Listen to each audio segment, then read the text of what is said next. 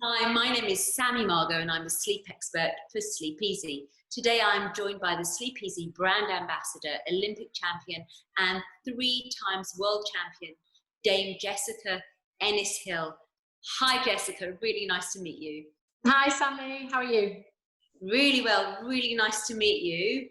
Are you ready to cover a whole bunch of things related to sleep in a real quick fire question and answer kind of thing? Yeah, I'm excited. Yeah, I love my sleep, so happy to talk everything sleep. Great, that's wonderful. So, Jessica, my first question to you is, are you a morning lark or a night owl?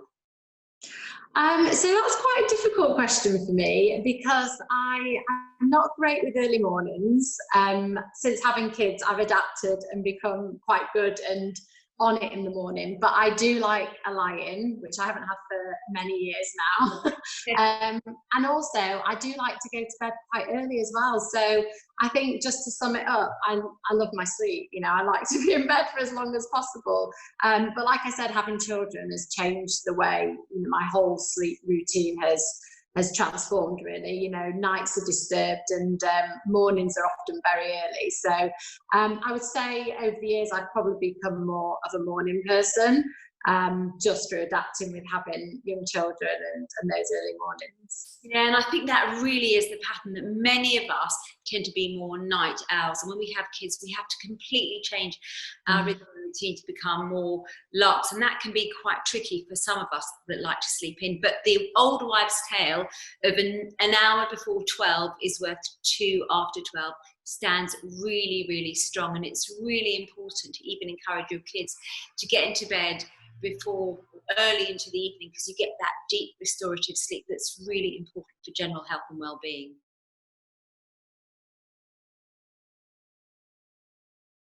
Why is sleep important to you, and how does having a good night's sleep affect your athletic performance? So I'm really interested in this. Yeah, I think sleep is a huge part of everybody's life anyway. But I think when you're a sports person, you know, you perform on the track and you compete, you know, week in, week out. But actually, a massive part of the way you perform and how you recover from sessions and how you allow your muscles to adapt and, you know, avoid injuries is all down to how much sleep and rest your body's getting. So for me, when I was training full time, I'd have quite a strict training schedule where I trained twice a day most days. I'd always have a rest day where I try and recover as much as I could. And I'd often have, like children do, a nap at lunchtime. Right. So I would train in the morning, have quite a heavy session in the morning, and then I'd come home and I'd have a lunchtime nap and then do another session in the afternoon. And, you know, I really, through those years, really understood how important sleep was in allowing me to be able to train, you know, at the absolute peak performance. And then going on post athletics into the next phase of my career and having children, obviously sleep changed again for me. So no more daytime naps, which I noticed a big impact on, you know, just how you feel generally. And then going to sleepless nights as well. So having a newborn and toddlers, you know, as you know, you're up through the night and your body has to adapt and change. And it makes you really realise the importance of sleep and how it has a massive impact on every part of your life, your mood, your energy levels, how you respond in every situation during the day. So yeah, those 2 areas of my life have taught me how, you know, how important sleep is and how it affects you in so many ways. Yeah, and it's true. Humans love rhythm and routine, and sleep can make a complete huge difference to how you feel, how you look, your weight, your performance at sport, in work, in your love life, in your personal life with your kids. It affects every part of our lives.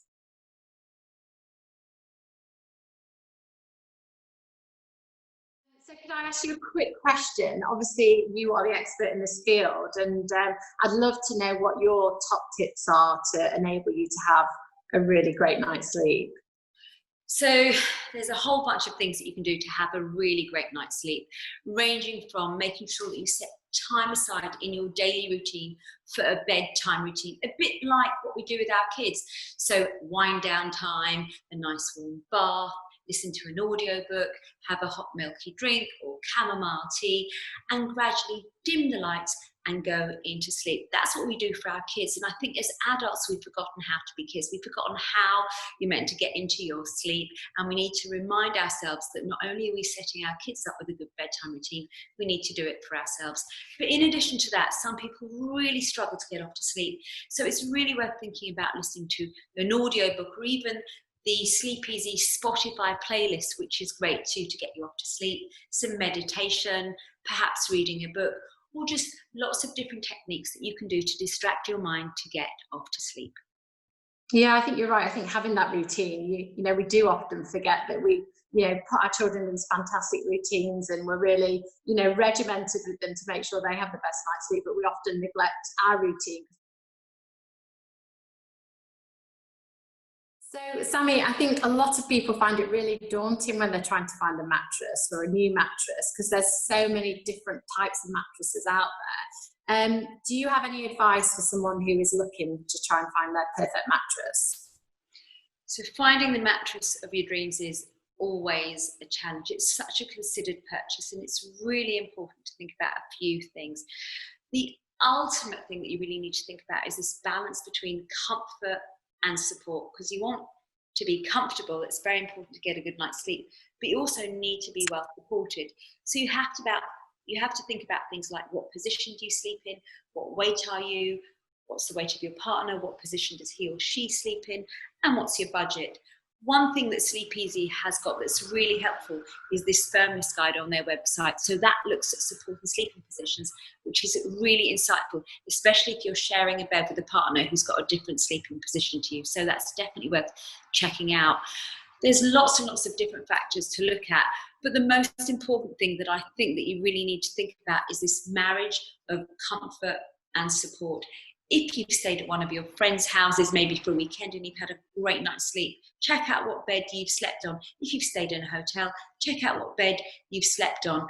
But I think it's definitely worth looking at this Sleep Easy website just to see lots of different options that you can get a feel for what you need to do. And as a physio, do you find that the wrong mattress can have a massive impact on you know, your sleeping positions and how you ultimately sleep? Absolutely, definitely. As a physio, so many patients come to me with neck pain and back pain because the mattress is too old, too knackered, or inappropriate for them.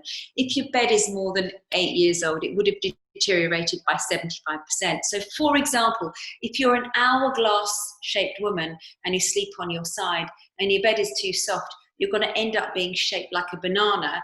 And, you know, if you spend 8 hours, 6 to 8 hours in a banana position, you're going to strain your back. So you really need to think about getting a new mattress. If you sleep on your front and your bed's too soft, you may well hurt your low back. So I do strongly suggest that getting a new mattress, it can completely change your life. If you get a new mattress, you'll be comfortable, you get a good night's sleep. And research has shown that you can even increase the quality and quantity of sleep by having a new mattress. So I think it's definitely a worthwhile investment. So Jessica, we're both mums. How old are your kids now? So my daughter's about to turn 3, can't believe it. And my son is 6 now. Wow, how lovely. I've got a 13-year-old, so that's starting to be lots of fun. I'm out of the sleepless nights now, but I'm into a different phase in the universe. Teenage years. Oh. So, having had a fabulous career in athletics, then becoming a mother, I was really interested to find out how you found sleeping during pregnancy. Did you feel like you were sleeping more or less during the day and night? How did you find it? I think very different through both pregnancies. So with my first Reggie, my son, I was still, you know, focused on exercising through my pregnancy, and I was very focused on coming back to continue competing. So I think exercising really helped me sleep. So I didn't find that I was, you know, having those restless nights so much. And I kind of felt that I had a bit more time to take for myself because I didn't have a toddler running around like, you know, I was going to be a mum for the first time. So I had the luxury of, really taking care of myself and having those moments where I could, get extra sleep. Towards the end, I think everyone who, is in those last few weeks of pregnancy, it's often very hard, and the weather was really hot when I was pregnant with Reggie towards the end, and I did feel that affected my sleep, and you're just very uncomfortable and very restless at that stage and very anxious and just wanting your baby to be here. And then with Olivia, it was completely different. I obviously had Reggie, who was a toddler, and needed a lot of attention and time. So sleep was very, very different through my second pregnancy, and I did find it definitely more difficult to sleep through those stages. Yeah, and it's interesting because people do have different pregnancies, so it's not one size fits all. But I'd say normally towards the third trimester, people seem to be a lot more uncomfortable, and also they're getting ready for motherhood, so they're being warned about the future sleepless nights to come. But obviously for both of us, it's been the most amazing thing. It's something that we wouldn't not want to do, but it doesn't come with a bit of sleep deprivation. I always say it's a bit like hair. You just get used to not washing your hair, get used to not getting so much sleep as a mother, don't you? It's such a strange thing, because obviously being a full-time athlete, I train very hard, I'd be very disciplined, feel that I'd, break my body down every day and then, bounce back. And before I had children, I didn't really have any idea of the impact that it would have on every part of your body, how you would feel physically and mentally, and how it would affect sleep. And I think until you step into that zone of being a mother or a father for the first time, it's kind of a big eye-opener as to firstly how amazing your body is and what it can do. Yeah, and then how it adapts, like you say. Before I had Reggie, someone said to me, you'd be sleeping on 2 hours, 2 hours sleep here and there, and if you had 4 hours solid sleep, you'd feel amazing. I would say absolutely no way I could not, respond off that little sleep. But your body does adapt, and you get used to it. Yeah, and mine was a bit different because I was a mature mother, so I had a kid when I was 40, which was very, very late, particularly to those of you that are checking in at the moment. So physically, I was amazingly fit, and I actually found the pregnancy absolutely fine, easy to manage, but those sleepless nights after were really challenging, particularly because I was also working at the same time. Mm. But you get through them somehow, and it's the most amazing thing anyway. So we all survive, don't we? We survive, and we appreciate sleep so much more now.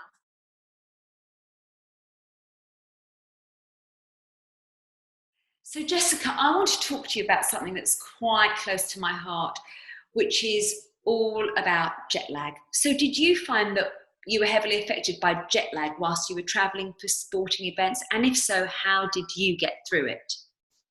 Yeah, jet lag is a very important part of performance when you're an elite athlete. And for us as a team, we always had a very clear strategy on how we were going to get over jet lag. So depending on what place we were traveling to, where in the world, we'd make sure that we had a very regimented plan, from as soon as we got to the airport, what time you would eat.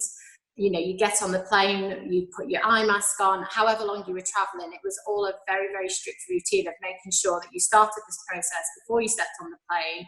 So then when you arrived at your destination, you'd already put this plan in place and get used to a new time zone.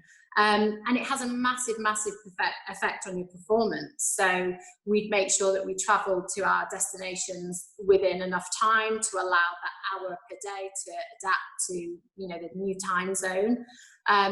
Because if you get to, your competition and your legs and your mind is still jet lagged and you're on a different time, then obviously that has a massive, massive impact on your physical performance.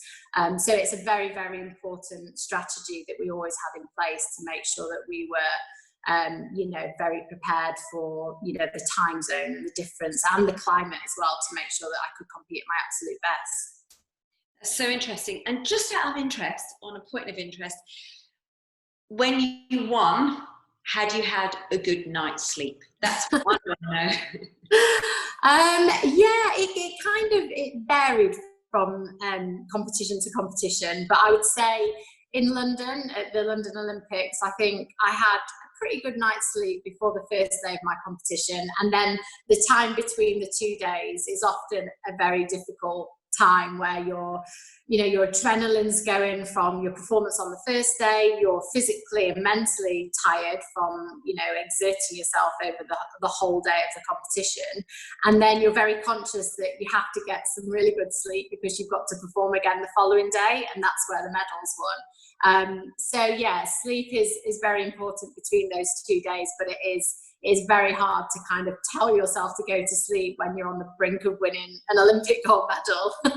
So it can often be quite hard. So Jessica, tell me something. When you're not training or working on your app or being a busy working mum, what would you say is the best way to spend a rest day or a chilled day of minimal exercising? Does this involve a lie-in or not?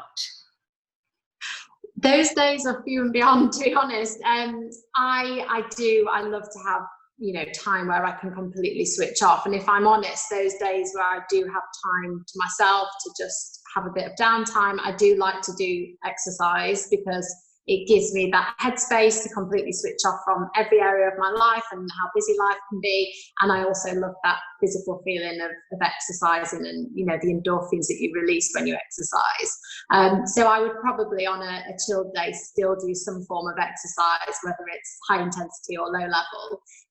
But I do, to have a lie-in, to have, a bit of extra time, a bit of extra rest in bed is something that I'm always keen to do. I think our lives are so hectic and busy in every way. And I think to have those opportunities where you can, crave a little bit of extra sleep and have some more time in bed to allow your body and your mind to rest and recover from what you do on a daily basis is really important. So for me, those days are definitely important, to find time to squeeze those chilled moments in.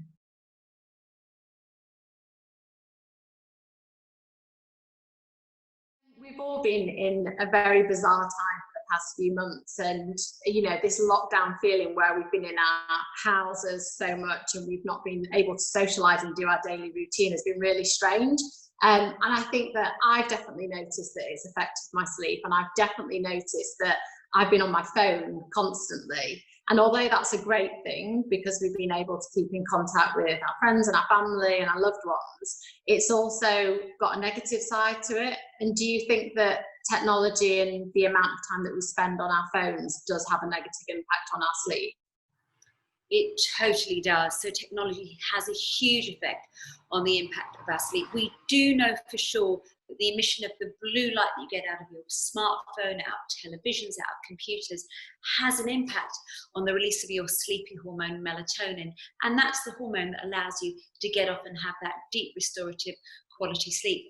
Unfortunately, during lockdown, it's the only thing that we've had. We haven't been able to engage with our loved ones, our parents, our kids, whatever, our friends. So that's all we've had. So I think we've been using it far more than usual. But I think that it's quite important to implement a technology cut-off time in your life. So make sure that at a certain time of day you say to yourself, at 9 o'clock, I'm not going to look at my phone, I'm not going to look at my computer, I'm not going to watch the television, because you need to allow your body time to restore and recover and repair. And by using those devices, you are impacting on the quality and quantity of your sleep, and that will affect how you look and how you feel. And I think that's been one of the hardest things, hasn't it? We've all adapted the way we work. So we're all working from our kitchens, our living rooms, our offices, if we have one. And life is kind of blurred into one kind of grey area where, we end up working till 10 o'clock at night because we are in our office, because it's in our living room, or we're just constantly checking emails because we can, because we're at home all the time, and not doing our daily things. I know that one thing that I've tried to do is, like you say, put my phone upstairs when it gets to 7 o'clock in the evening and the kids are in bed, and just try not to touch it, because a lot of that is habit, isn't it? It's just that habit of reaching for our phone and just scrolling, and it can be quite dangerous, like for your mental health, and also, like you say, to allow you to shut off and have proper rest. Yeah, and I think we need to spend some time doing other things apart from looking at our phone, speaking to each other, reading, just doing other things, not constantly relying on the phone the whole time. So I think it's really important to implement this technology cut-off time, like you said, putting the phone upstairs or deciding not to use the phone. And also think about the example that we're setting for our children. We're kind of hooked on it, and then how can we tell them to get off it when we're constantly hooked on it as well? So I just think that we have to understand the value of it, how great it's been. We can have this interview because of technology during COVID, and ordinarily we would meet up, but because we can't meet up, we're doing this. So technology has got some fantastic positive things, but I think the impact that it has on our sleep and our general health is not great. So we need to use the positive side of technology. And I know Sleep Easy commissioned a survey that found that 63% of adults leave their phone next to their beds.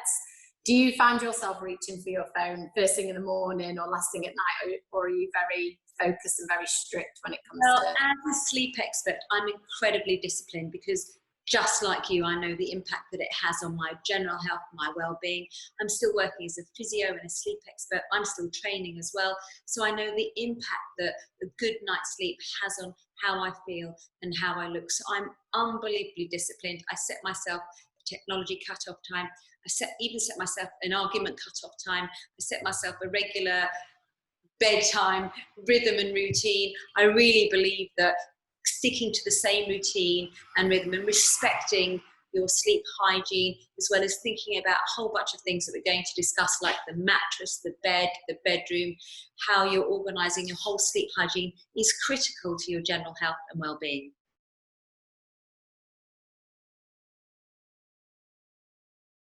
Okay, so do you have any great tips on making your bedroom into a sleep haven? Obviously, the environment that we sleep in is really important to allow us to have a great night's sleep. And so how would you, recommend creating this environment? What tips would you give to us? So the ideal bedroom environment needs to be cool, that's 16 to 18 degrees centigrade, dark, blackout blinds or eye mask, quiet, it needs to be uncluttered, and a safe haven for sleep. That's really quite simple to do. So think about the lighting. If you've got harsh lighting, you might need blackout blinds. The other thing that you have to really think about is the mattress. This is critical. So even contemplating getting a temperature sensitive mattress, it's so great that Sleep Easy has got mattresses such as the G Memory mattress and the Cooler Supreme. So these mattresses can actually regulate your temperature, and that's really important to get a good night's sleep, because you need to be cool in order to release your sleepy hormone, melatonin. If you're overheated or going through the change in life or just a bit hot-headed, this will really impact on the quality and quantity of your sleep. So temperature for me is really, really important. So cool, dark, quiet, spacious, nice sheets, nice pillows. Make sure you change your pillows. Consider the fragrance. Lavender's fantastic. So scented diffusers can create a lovely sleep environment. You can use this for your kids as well, and that'll help your senses recognize this sleepy environment. It's been used for years and years, and loads of research is out there to back up the beneficial uses of stuff like lavender to help you get a good night's sleep. That's great. I think so many people find that so helpful, just to try and create a routine and an environment that will really help aid their sleep. It's really fashionable to unclutter your bedroom. I think Maria Kondo's got under all of our skin. So having an uncluttered bedroom, so we've got a real safe haven and a calm, beautiful place where we can rest our weary heads.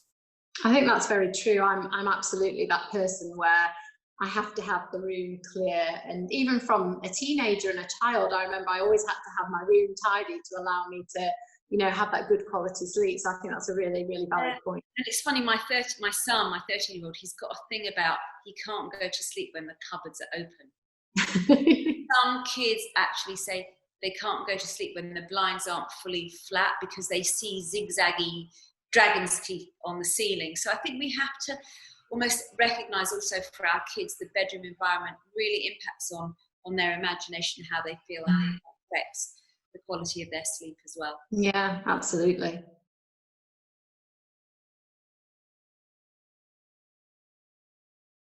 This has been so interesting, so thank you so much, Sammy. But on to our last question. How do you maintain a positive outlook on your sleep, and do you ever have a bad night's sleep? For me, as a sleep expert and a physio, sleep is really important. It affects me in so many ways. So, of course, I have the odd bad night's sleep. If I get stressed, or if I'm anxious, or if I'm too busy, or I'm worried about my son, that's perfectly normal. And sometimes, if I'm having a bad night's sleep, I just lie in bed and think to myself, at least I'm having a rest. At least I'm chilling out. I can always catch up with my sleep. That's absolutely fine. It happens to the best and the worst of us. It's quite a normal thing to do. But generally speaking, I'm really good at rhythm and routine and having a very regimented day and sticking to the same system, which is up at the same time, to bed at the same time. If I'm tired, I go to bed early. And I just make sure, like you, that I exercise every single day, particularly in the morning. It's very important to exercise in the morning, because if you exercise too close to bedtime, you can overheat, and that will impact on the release of your sleepy hormone, melatonin. And make sure that I eat healthily and maintain a really good, healthy and positive outlook. But I think for me, sleep is critical to everything. Oh, thank you so much. It's been so great to talk to you and get all your advice and your tips on, how so many of us can learn how to create, the right environment and aid our sleep in the best possible way. So it's been really interesting.